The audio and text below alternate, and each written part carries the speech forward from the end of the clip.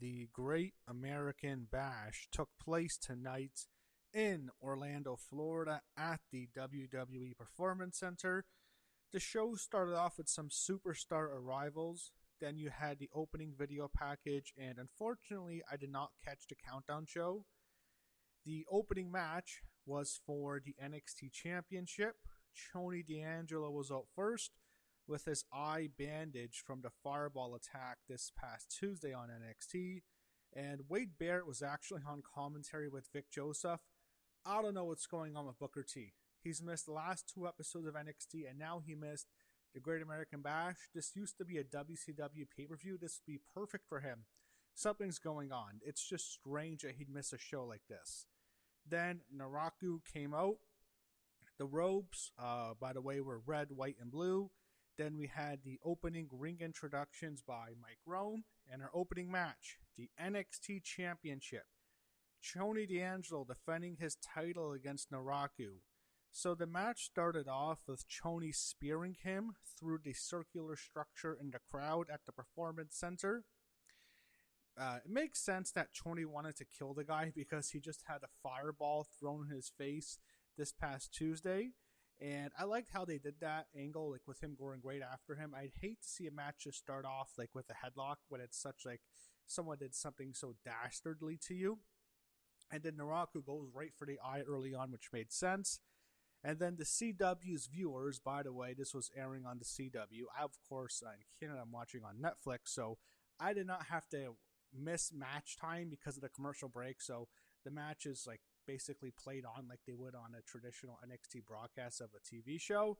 It's just that, you know, it sucks because it's a PLE, and I guess in a way it's a special. And the Great American Bash used to be a special that was aired, not always like a pay-per-view show. So I get that. It's unfortunate. Like when you think it's PLE, you hate to see commercials, and it's happened on the main roster for several months now. It's unfortunate to see it happen to NXT. I'll just say that. So going back to this match, Naraku got the heat, and then Tony rallied, and then the match just kind of ends out of nowhere. I was thinking, why did it end so fast? Tony hits the dead to rights, and he just won.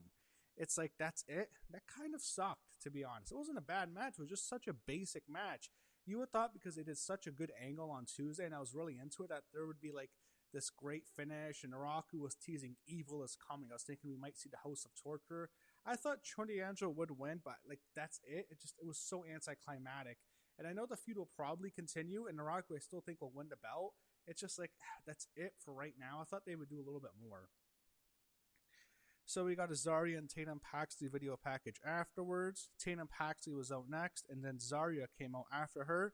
You had Mike Rome do the ring introductions again, and we get the NXT Women's North American Championship on the line. Zaria defending against Tatum Paxley. Zaria got the heat for a while. Tatum finally rallied. Tatum hit a really cool sunset powerbomb to the outside, which looked good. And then Tatum, later in the match, would hit a cemetery drive on the outside, and she hit a second cemetery drive in the ring. And it looked like that could have been it because it's her finisher. But then Zaria kicks out. And it was interesting because Tatum's the face, but it seemed like the fans were just more into Zaria. I think they all knew Zaria was going to win, and Tatum's probably going to the main roster soon. And then Zaria later on hits a spear. She hits an F5. It looks like it's over, but Tatum actually kicked out, which surprised me. But then Zaria would hit a second F5, and she won the match. She retains her NXT Women's North American Championship. This was a lock that night. Everyone knew Zaria would win. She defeats Tatum, and I want to say this. Tatum's probably going to the main roster soon. She has had a hell of a run in NXT. She's really impressed me. She's had so many good matches. She's had, I can't count the amount of good matches she's had on these PLEs. She's done really well for herself. I look forward to seeing what Tatum does on the main roster. If she's going up right now, probably after SummerSlam would make sense. But Zaria retains as she should have, and we'll see what's next for Zaria. And again, I think Tatum Paxley is main roster bound. So Kendal Gray and Wren Sinclair were talking in the locker room before their big matches tonight. After the break, the Vanity Project was talking to Robert Stone in his office. He made a match between Jackson Drake and Mason Rook on Tuesday. And then the Vanity Project are set to face 2 AAA guys who walked into the office. They'll face this Tuesday on NXT. So they're hyping up NXT. They want you to watch it. On Tuesday, we were outside at the launch party, and that's when Blake Howard was talking with Kevin Owens and Dave LaGreca of Busted Open Radio. Kevin didn't mention Sammy winning the title, but I'm sure he wrote something on his social media. I saw. He's thrilled for Sammy, but yeah, it was all about NXT tonight. Then Charlotte Hill was out next, followed by the Jimmy Savile wannabe Tristian Angels. We got Charlotte Hill, Tristian Angels. I don't care about this match. I didn't. It's such a TV match, and the thing is, the NXT roster is so thin because they lost so much talent from the main roster call-ups after WrestleMania that, like, a lot of these matches, like, you see guys that would be lucky to get on TV like 6 months ago. Now they're having PLE matches, and the issue is, like, they lost so much talent, and it's hard to book these PLE matches to give them a lot of time when, like, you don't have as much talent available. So Charlotte Hill in this match dragged Tristian Angels under the ring, and, like, there was a camera under there, and then we saw Charlotte Hill in the mask trying to choke out Tristian Angels, but then Tristian used a wrench to defend himself, and now I was thinking, well, doesn't the referee see the screen?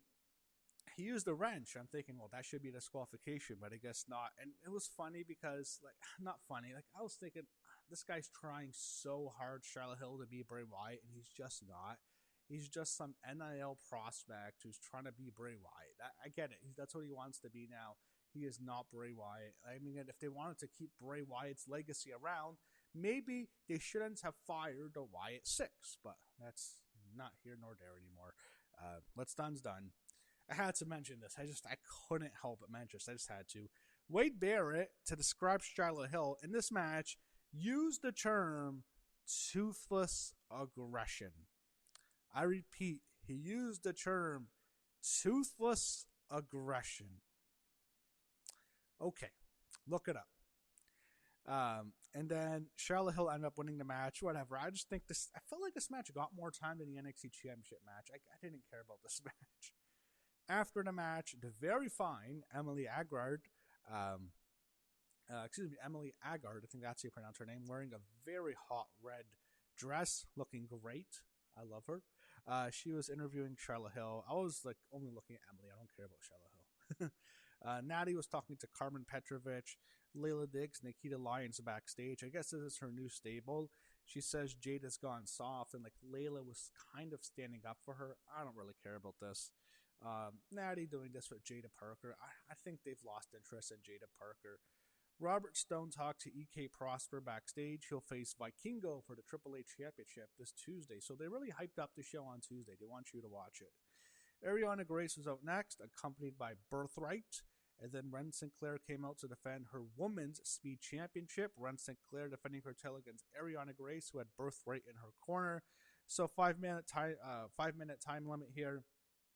Standard speed match. I don't mind this on the PLE. It's fine, just as a middle of the show kind of match. It's okay.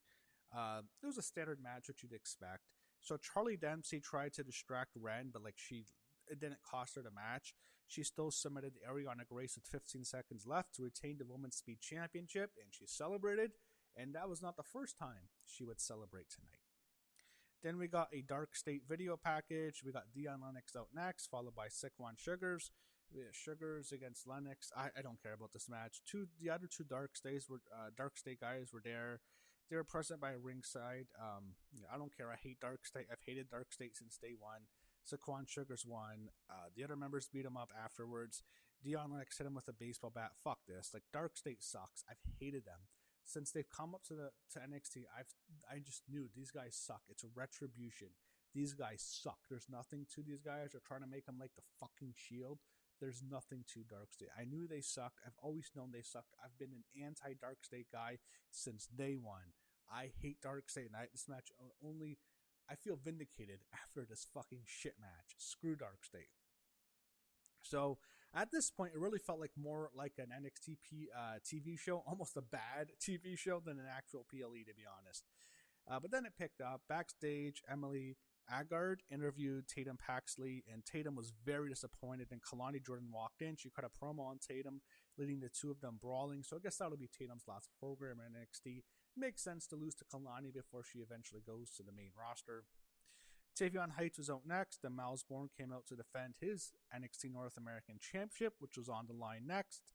Myles Borne defending against Tavion Heights. Yeah, the match was just kind of there to me. It just felt like much more like a TV match and a PLE match. Myles dominated. Myles was totally dominated by Tavion for a while, and it made it obvious Myles was going to win. Not that I ever thought Tavion had a chance in here. I think this was like the second lock of the night, only behind the Zaria match. That was obvious. Like this result, Tavion Heights is not going to beat Myles Borne in this match, so it's not a situation where like I was like expecting one result and I was excited. Like I knew who was going to win. It's just I don't know. The match it was so obvious what was going to happen. I think Tavion did hit one nice slam onto Myles on the outside, which looked good. But then Myles just kind of got the win out of nowhere. Like it was almost like he hit an RKO. It's called the Borne again. And like I think they were trying to make it like that, and it didn't look as good. Myles just won. After the match, they embraced. And then the Fine, Emily Agard, interviewed Myles after the match. He puts over his opponents before he celebrates his win. So eventually, I think Tavion will do something really bad to Myles Borne, like beat him up really bad and set up their eventual grudge match down the line. So we saw Lola Vice backstage warming up before her main event match, and then they had to announce this. AAA and NXT are going to have a double feature on August 30th. AAA in the afternoon, NXT at night. It'll be in Texas. And this just so happens to be on the same day as AEW's biggest show of the year, All In. Of course. Like, what else would you fucking expect? Okay. They do this every year. I don't think it's going to matter. AEW, it's their biggest show of the year. It's not going to affect them, but it is what it is. We saw Dave LaGreca and Kevin Owens backstage, outside at the watch party with Blake Howard. This was before the main events. They brought Hank and Tank on stage, and then Keanu Carver confronted them on stage, actually. And it ends with Hank and Tank, one of them being driven through a table by Keanu Carver. I don't give a shit about Keanu Carver. There's nothing to this NIL football journeyman guy. Oh, he's crazy. He's crazy. There's nothing to this fucking guy. He's generic. I don't see anything special about him. I hate that he's getting all this fucking attention. I've seen a million guys like him in NXT go nowhere. Like, there's nothing to this guy. Okay. And Hank and Tank I do like. It's just they don't do anything with them. I mean, like, they're kind of like those jock tag teams that they've had a million of them, but it's like, they're fine, but I don't really see them going much. Like, I think if they would have, I don't think they have plans for Hank and Tank on the main roster, to be honest. We got a Lola Vice and Kendal Gray video package afterwards, and then we see them both walking backstage heading to the ring. Then we go to a break. Afterwards, the announcers preview NXT on Tuesday. Kendal Gray was out first. She hugged her family, who was in the front row. And then Lola Vice was out afterwards.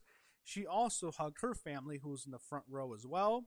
And Lola, by the way, wearing Yankees colors, looking great in her gear, by the way, as Lola Vice always does. And Kendal Gray looking great as well. You had Mike Rome doing the ring introductions. And then, I'll be honest, watching this, it felt like this was a big match feel.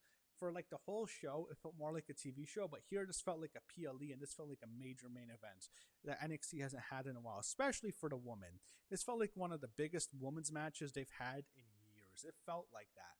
It had that big atmosphere to it. I don't know what else I can compare it to. Maybe, I don't know, I can't go back to the Four Horsewomen days, no way. And like, I'm sure there's been bigger NXT women's matches since then, but like at least in a few years, this felt like a big match. We have the NXT Women's Championship on the line. Lola Vice defending her title against Kendal Gray. So the whole story of the match was these are two combat sports athletes. Lola is an MMA fighter. She was an MMA fighter who was pretty decent. And Kendal Gray is a tremendous amateur wrestler. She was like the number one wrestler, I think, nationally. So she's really great. And this was fun to set. I want to say it's fun in the sense that like they're using a lot of shoot moves to start off, which I liked, and a lot of amateur wrestling, a lot of transitions that looked really good. Kalani Jordan tried to interfere early on, but Wren Sinclair stopped her. I don't think they needed that in this match. I just don't think that spot was necessary. The two went back and forth. I definitely felt like the crowd was more into Kendal. They didn't hate Lola, but they liked Kendal more, and they wanted to see Kendal win this match. Kendal locked in the ankle lock. Lola reversed into her own ankle lock, but then I think there was another transition, and Kendal got the armbar in, And then they exchanged rear naked chokes. They kept transitioning into all these submission holds, which looked good. Not realistic. I mean, like, you would never see that in a fight. But, like, you know, I did like how they tried to use a lot of amateur and shoot moves. I just wish they'd make it a little bit more realistic. But then again, I don't know if the crowd would have gone for that. But I did like the transitions here. It looked good. Just not realistic as much as I'd like it to be. Eventually you had a lot of transitions, and then they had like a slugfest. Kendal and Lola cannot hit the spinning backfish. She didn't hit in this match, and eventually Kendal just hits the Shades of Grey, and she pins Lola Vice 1, 2, 3 in the center ring to win the NXT Women's Championship. Your new NXT Women's Champion, Kendal Grey. I'll be honest, I was not expecting this. And I'm happy that they put the belt on her. I thought they would keep it on Lola because I wasn't sure she was going to the main roster this soon. But, I mean, they could do a rematch. I don't know. But Kendal Grey wins. She defeats Lola Vice. She is now the 27th NXT Women's Champion. And this is, without question, her biggest win of her career. Really cool moment. She was there afterwards, actually. She celebrated with her family as she won the NXT Women's Championship. And before that, Wren Sinclair came to the ring. She celebrated with Kendal and really happy for her friend. Nice moment between the two of them. Kendal won the Women's Championship, NXT Women's Championship, and Wren Sinclair retained the NXT Women's Speed Championship. So the two of them celebrating, embracing. Kendal really happy for her. She celebrated with her family. Cool moment. And looking back on it, right, what I can see is why they wanted to put the belt on Kendal, which feels a little bit soon in a way, is the fact that this is their NXT's debut on the CW network for like their major PLEs. And this was a PLE show, and they needed a big crowning moment for a future star. And I understand why they chose Kendal Grey for that. And I get it now. You know what? It's the Great American Bash, their first show on the CW for a PLE. And they wanted to crown someone who's going to be a future star, and they see Kendal Grey as potentially a draw, and that's why they had her win this match. I had Lola Vice winning. I thought Lola would win, and Kendal winning is a bit of a surprise, but looking how it's set up, that it's their debut, and the fact that they put this on the main event, yeah, I should have seen it coming a little bit more, and Kendal Grey wins, and as I said, nice celebration for her, and she is your new NXT Women's Champion. However, I'll leave you with this cliffhanger. This will not be the first major women's title that Kendal Grey wins.